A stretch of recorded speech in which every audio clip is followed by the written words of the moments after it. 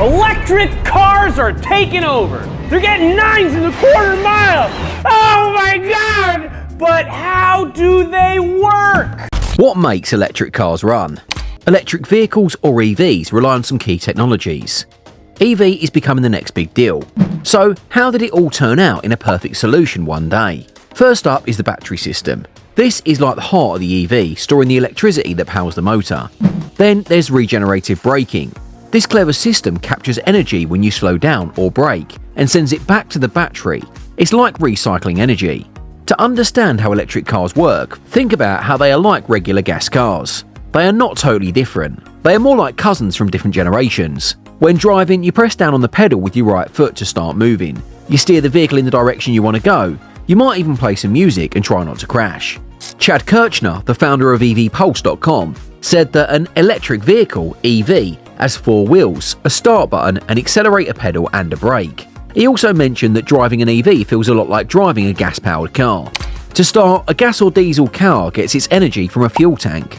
An electric car, however, uses a battery system made up of many individual cells. These battery cells store energy, similar to a gas tank. Charles Poon, the global director of electrified systems engineering at Ford, explained that a battery cell also produces power from its voltage and the current it can output. He compared the battery to the heart of the car. Battery design in electric cars vary among automakers. One difference is the shape of the battery cells. For example, the Mach-E, an electric car from Ford, uses pouch-shaped cells.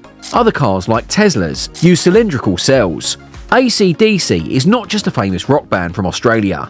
It also refers to 2 types of electricity, alternating current AC and direct current DC. Both types are critical for making electric cars run. Batteries store energy in DC form. Because of this, electric cars have a charger that converts AC power into DC power. A faster way to charge an electric car is by using a DC fast charger, which provides power directly in DC form, so no conversion is needed. It was explained by Poon that this method bypasses the car's AC charger and sends power straight to the battery. While the batteries store DC power, electric motors use AC power. So, the car uses a traction inverter to control the DC power bank into AC. This conversion is what makes the electric motors run and produce power.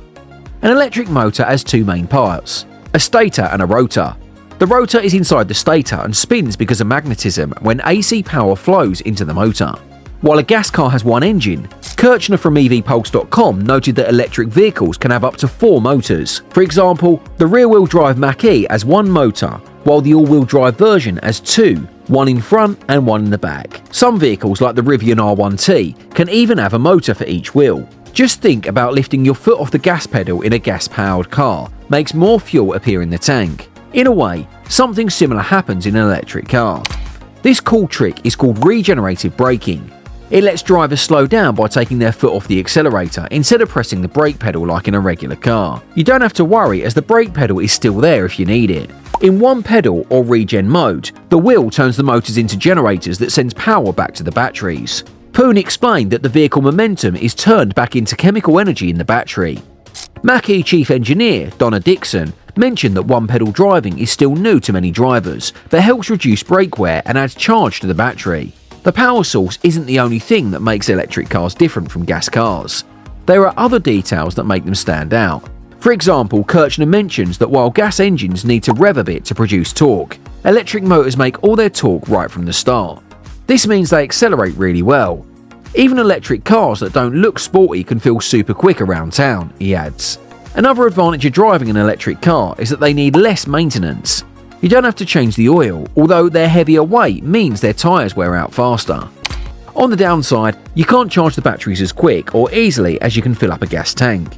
But if you can charge at home, there's a unique perk. You wake up every morning with a full tank, says Kirchner.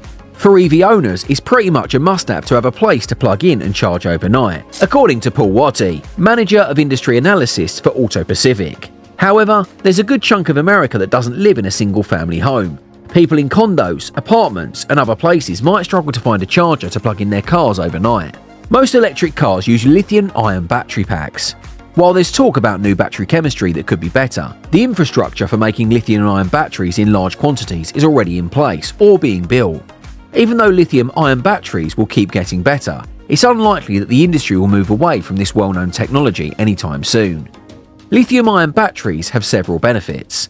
They hold more energy than regular lead-acid batteries used in gas cars or the nickel-metal hydride batteries in some hybrids like Toyota's Land Cruiser or 4Runner.